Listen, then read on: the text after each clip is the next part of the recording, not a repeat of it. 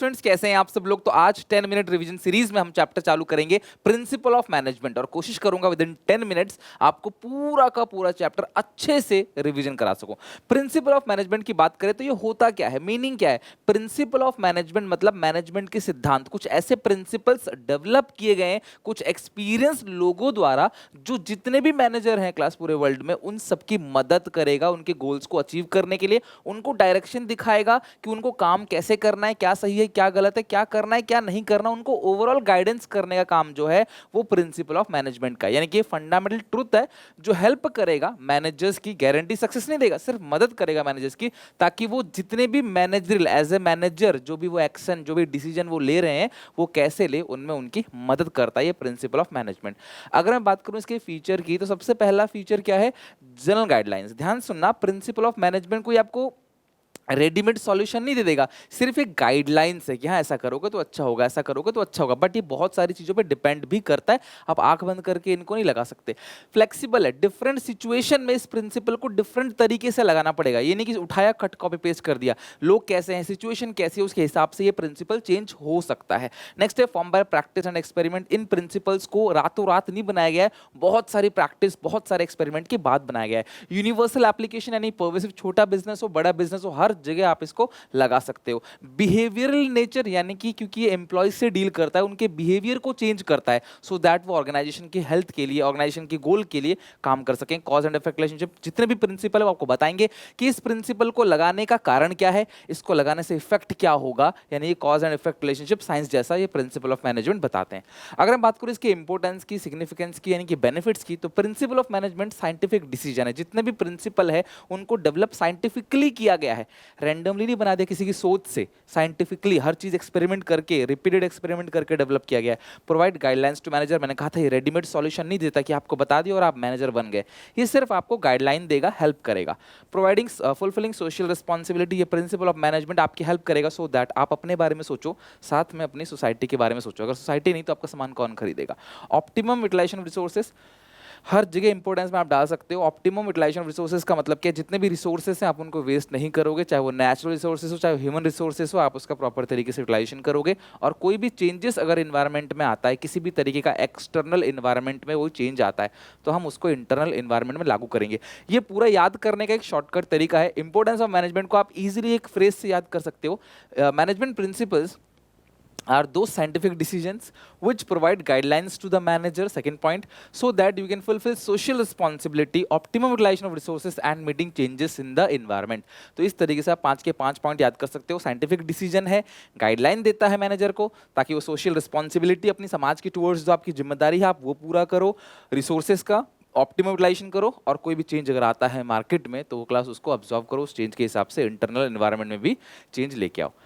अब बात करेंगे class Henry Fayol. Henry Fayol साहब ने एक बुक लिखी थी, बहुत फेमस बुक थी। मैं कमेंट सेक्शन में जानना चाहता हूँ क्या किसी को याद है उस बुक का नाम। Henry Fayol, class father of management principles, यानी क्लास इन्होंने 14 प्रिंसिपल दिए थे। हम एक एक करके सारे प्रिंसिपल्स की बात करेंगे।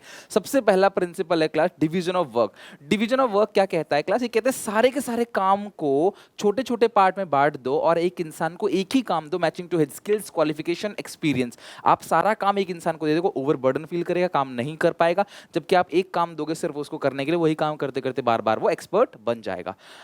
नेक्स्ट है class equity. Principle of equity कहता है कि आप हर किसी को बराबर लेके चलो, हर किसी को किसी बेसिस पे क्लास भेदभाव मत करो, रेसिस के बेसिस पे, किसी की जात के बेसिस पे, या वो आपके गांव का है, मेल फीमेल के बेसिस पे, किसी भी तरीके का कोई भेदभाव मत करो। अगर आप ऐसा करोगे एक अनहेल्दी रिलेशनशिप डेवलप हो जाएगा वर्कर्स में और आप में, जिसकी वजह से कंपनी में टिक नहीं पाएंगे, जॉब को छोड़कर चले जाएंगे। इक्विटी का मतलब इक्वल ट्रीटमेंट फॉर ऑल। मैं ये नहीं कह रहा सबको बराबर की सैलरी दे दो, doctor, engineer, chartered accountant, clerk, सबको बराबर सैलरी नहीं देना, बट सबके साथ ट्रीटमेंट एक साथ ही करना, एक जैसा ही करना है।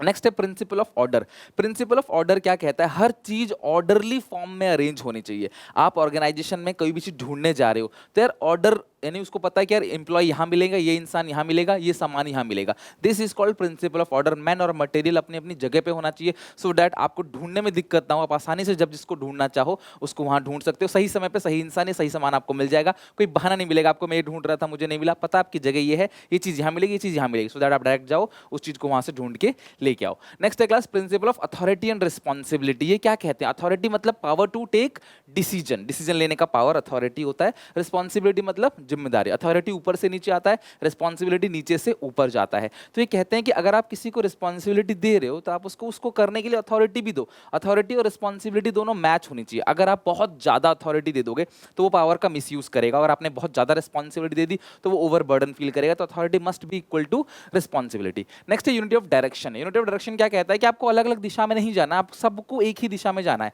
ये प्रिंसिपल सारे के सारे वर्कर्स को कहता है कि भाई आप एक दिशा में चलो, एक गोल को अचीव करो, उसे खत्म करने के बाद ही कोई दूसरा गोल उठाओ। अगर सब लोग अपने अपनी अलग अलग दिशा में जाएंगे तो हमारा जो गोल है हम उसे कभी अचीव नहीं कर पाएंगे। तो हम सब अलग अलग हैं, काम हम सबका अलग अलग है, लेकिन हम सबका गोल एक ही है और हमें उसी दिशा में उसी डायरेक्शन में जाना है। प्रिंसिपल ऑफ स्केलर चेन क्या कहता है कि इंफॉर्मेशन लाइन बाय लाइन पास होनी चाहिए, यानी कि मैं अपने से ऊपर वाले को कंप्लेन करूं, अपने से वो अपने से ऊपर वाले को कंप्लेन करेगा, वो अपने से ऊपर वाले को, यानी कि इंफॉर्मेशन लाइन बाय लाइन जाए और ऊपर से आते वक्त भी इंसान जो इंफॉर्मेशन है वो लाइन बाय लाइन आए। इससे क्या होगा, कोई भी इंफॉर्मेशन किसी से स्किप नहीं होगा, हर किसी तक क्लास वो इंफॉर्मेशन पहुंच रही होगी। प्रिंसिपल ऑफ रेम्युनरेशन कहते हैं एटलीस्ट आप उसे इतनी अच्छी तनख्वाह दो कि उसका घर परिवार चल सके, वो कंपनी को छोड़ के ना जाए। कम पैसे दोगे वो जॉब को छोड़कर चले जाएगा। रेम्युनरेशन मतलब अच्छी तनख्वाह दो, कॉम्पिटिटिव सैलरी दो उसको, सो दैट वो अच्छे से काम कर सके, उसके सारे खर्चे निकल सके, उसको कुछ मजा आए काम करने में। Principle of stability of tenure of personal, वो क्या कहता है क्लास कि आपको वर्कर्स को जल्दी फ्रीक्वेंटली ट्रांसफर और टर्मिनेशन नहीं करना है, लंबे समय तक आपको उसको रोक के रखना है। वर्कर आता है, ट्रेनिंग लेता है आपसे, आप लंबे समय तक रोक के रखो, यानी 6 महीने बाद उसको वहाँ भेज दिया, ट्रांसफर कर दिया, निकाल दिया। ऐसे तो नए नए एम्प्लॉयज़ के लिए ट्रेनिंग का कितना खर्चा बढ़ जाएगा आपका। तो एम्प्लॉय को लंबे समय तक रोक के रखो। Stability of tenure of personal. Unity of command, ये कहते हैं कि आप अलग अलग बॉस से ऑर्डर मत लो, आप सिर्फ एक ही बॉस से ऑर्डर लो। अगर आप एक ही बॉस से ऑर्डर लोगे तो आपके पास बहाना नहीं मिलेगा कि मैं उसका काम कर रहा था, मैं उसका काम कर रहा था। आपने एक ही बॉस से ऑर्डर लिया है, आप उसी का काम पूरा करोगे, आपको बहाना नहीं मिलेगा। अगर आपने अलग अलग बॉस ने अगर ऑर्डर दिया तो भी आप कंफ्यूज हो जाओगे, आप किसका काम करोगे, और इवन आप स्केप करोगे, बहाना मिल जाएगा आपको काम ना करने का। नेक्स्ट है क्लास प्रिंसिपल ऑफ डिसिप्लिन, बहुत इंपॉर्टेंट है, बिना डिसिप्लिन के कोई काम नहीं हो सकता। प्रिंसिपल ऑफ डिसिप्लिन क्या कहता है कि भैया आप अपने रूल्स रेगुलेशन को फॉलो करो। डिसिप्लिन मतलब रूल रेगुलेशन नहीं फॉलो करोगे तो पेनल्टी भी लगती है। तो ये सारी बातें सच हैं, ये सारे के सारे प्रिंसिपल्स अगर मैं एज ए मैनेजर इस्तेमाल करूंगा तो डेफिनेटली मुझे फायदा होगा। मैं भेदभाव नहीं करूंगा, मैं रूल रेगुलेशन के हिसाब से चलूंगा। आप भी रूल फॉलो करो, रूल सबके लिए होता है, मेरे लिए भी है, आपके लिए भी है। तो डिसिप्लिन मतलब रूल रेगुलेशन के हिसाब से पालन करना। डिसिप्लिन का ये मतलब भी जो बोला वो पूरा करना। मैं सुबह 5 बजे उठूंगा, उठ रहा हूँ 9 बजे, तो ये डिसिप्लिन नहीं है। तो जो डिसिप्लिन है मतलब जो वादे किए, जो बोला वो पूरा करना। ये सब केस स्टडी में आएगा, ध्यान रखना। नेक्स्ट है class principle of initiative. Principle of initiative क्या कहता है, प्रिंसिपल ऑफ इनिशिएटिव का मतलब क्या है कि आप कोई भी डिसीजन आप ले रहे हो तो पहले वर्कर से पूछ लो, वर्कर को बुला लो, वर्कर से पूछ लो, उसके बाद आप कोई भी decision low. This is called principle of initiative. उसको डिसीजन मेकिंग में शामिल करो, उसको अप्रिशिएट करो फॉर सजेशन देने के लिए। अच्छी सजेशन दे रहे हो उसको अप्रिशिएट करो। Esprit de corps is unity is strength, एकता में बल है। एस्पिरिट डी कॉर्प कहता है आप एक इंसान को काम मत दो, एक ग्रुप को काम दो। एक ग्रुप का हमेशा पावर जो है, ग्रुप की स्ट्रेंथ जो है हमेशा ज्यादा होती है as compare to individual strength. This is called principle of esprit de corps. भी कहता है unity is strength. Okay, next है साइंटिफिक मैनेजमेंट प्रिंसिपल। ये जो एफडब्ल्यू टेलर साहब हैं, जो फादर ऑफ साइंटिफिक मैनेजमेंट है, उन्होंने कुछ प्रिंसिपल दिए हुए हैं जैसे science not rule of thumb.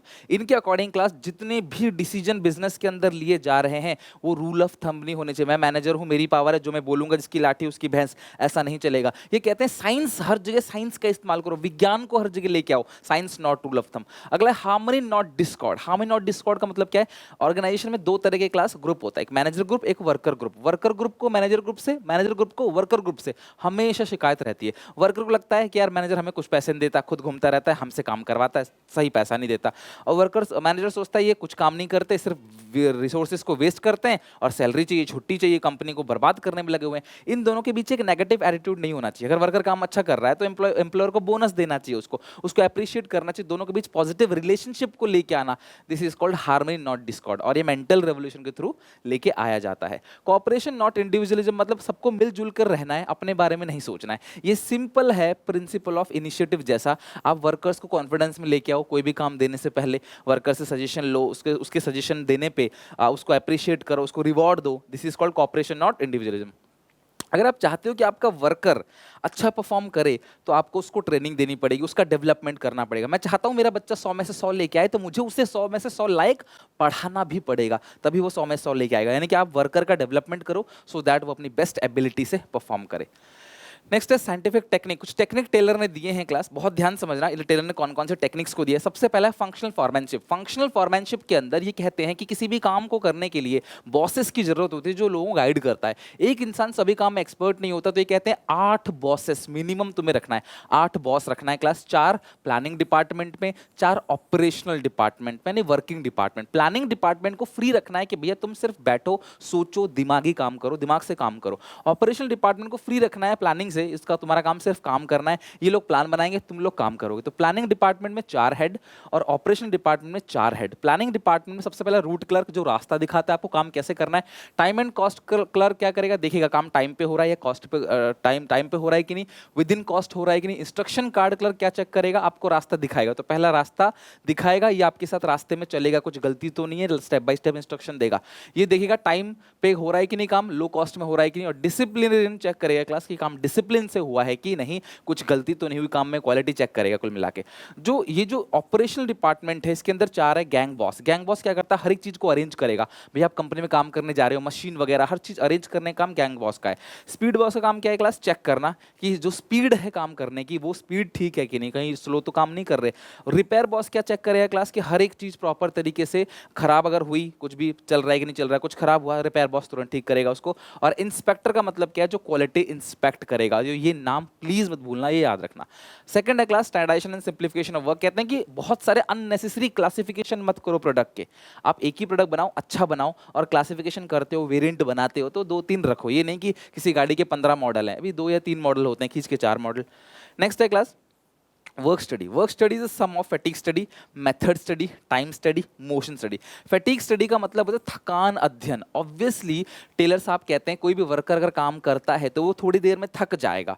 तो अगर वो थोड़ी देर में थक जाता है तो हमें ये चेक करना है कि भैया रेस्ट इंटरवल उसे कितनी देर में देना है, वो कितनी देर के लिए देना है। तो टेलर साहब क्या करते हैं, सारे वर्कर को लाइन बाय लाइन बिठा देते हैं, काम करवाते हैं स्टॉप वॉच को लेकर, घड़ी लेकर, और देखते हैं क्लास कौन वर्कर कितनी देर बाद थकना स्टार्ट हो गया, टाइम नोट करते हैं और उसके एक एवरेज टाइम निकाल कर एक ब्रेक दे देते हैं। क्योंकि वर्कर को ब्रेक मिलेगा तो फिर से फ्रेशन अप हो जाएगा, चार्ज हो जाएगा, उसके बाद फिर दोबारा काम और अच्छे से करेगा। कितनी देर में वो फ्रेश हो गए ये सब भी चेक किया जाता है। सो फैटिग स्टडी में थकान अध्ययन कि आप कितनी देर में थक जाते हो, कितने रेस्ट इंटरवल आपको देने हैं, कितनी कितनी देर की फ्रीक्वेंसी कितनी होनी चाहिए, उसके लिए टेलर कहते हैं भैया अपने आप से मत डिसाइड करो, मालिक डिसाइड नहीं करेगा, मैनेजर डिसाइड नहीं करेगा, साइंटिफिक स्टडी होगी, उस स्टडी का नाम क्या है, फैटिग स्टडी। मेथड स्टडी, काम करने के बहुत सारे अलग अलग मेथड होते हैं, कौन से मेथड से काम कराएं जो सबसे बेस्ट हो। तो हम हर एक मेथड से पहले काम करवाएंगे वर्कर से, फिर देखेंगे कौन सा मेथड सबसे कॉस्ट एफिशिएंट है, सबसे कम समय में हो रहा है, उसको फिर सबके लिए लागू कर देंगे, वही फॉर्मलाइज वे बन जाएगा, उसी तरीके से लोगों को काम करना है। टाइम स्टडी, आने का टाइम, जाने का टाइम, किसी भी काम को करने का टाइम। तो एक टास्क सबको दे दो, घड़ी लेके बैठो कि सब लोग कितनी देर में कर रहे हैं, सबका जोड़ो, divide by number of people, आप एक एवरेज टाइम निकाल दो और उसी को सेट कर दो, भैया आपको काम इतनी देर में करना है। ये काम मैनेजर नहीं करेगा कि भैया मैं 2 घंटे में एक जूता बना देता हूँ, या 2 घंटे में एक शर्ट बना देता हूँ, 2 घंटे में मैं एक टेबल बना देता हूँ, तो वर्कर भी 2 घंटे में बनाएंगे, नहीं, आपको टाइम स्टडी करना पड़ेगा, एक्सपेरिमेंट करना पड़ेगा टाइम घड़ी लेके।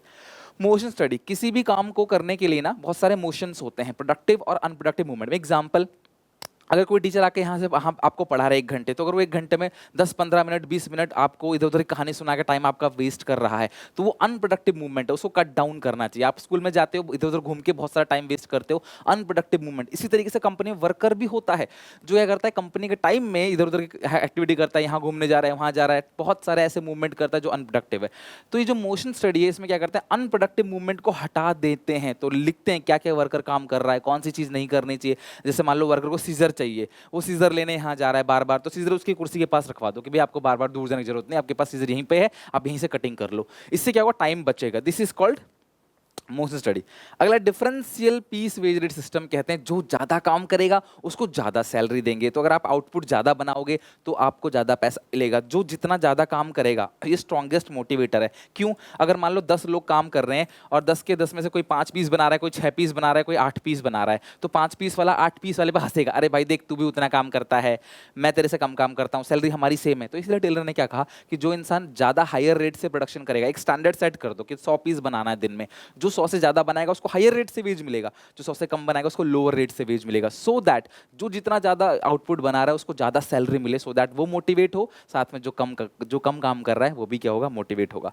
मेंटल रेवोल्यूशन कहता है कि वर्कर और मैनेजमेंट इन दोनों के बीच में जो नेगेटिव रिलेशनशिप है ना, वर्कर सोचता है मैनेजमेंट बर्बाद कर रहा है हमको, मैनेजमेंट सोचता है वर्कर हमें बर्बाद कर रहा है, इन दोनों के बीच में जो नेगेटिव रिलेशनशिप है उसको खत्म करना ही कहलाता है क्लास मेंटल रेवोल्यूशन। और ये जो भी आपने पढ़ा ये सारी क्लास टेक्निक्स हैं, और इससे पहले जो आपने पढ़ा था वो था क्लास टेलर के प्रिंसिपल, यानी कि साइंटिफिक मैनेजमेंट के प्रिंसिपल। आई होप क्लास ये चैप्टर आपको पूरा समझ आया। वीडियो थोड़ी लंबी हो गई होगी, ऑब्वियसली मुझे माफ कर देना, क्योंकि क्लास मैंने पूरी कोशिश की हर एक चीज़ को डीपली समझाने की, और क्लास मैं ये नहीं कर रहा कि मैं सारे पॉइंट को बस बैठ के पढ़ दे रहा हूँ, ऐसे समझ में पढ़ भी रहा हूँ, अंदर का भी समझा रहा हूँ आपको, तो समझ आए। तो 10-15 मिनट हो जाते तो माफ़ करना क्लास, और वीडियो को शेयर करना अगर आपको अच्छा लगे, और ऐसे ही आगे मेरे साथ जुड़े रहना नई नई वीडियोज़ के लिए।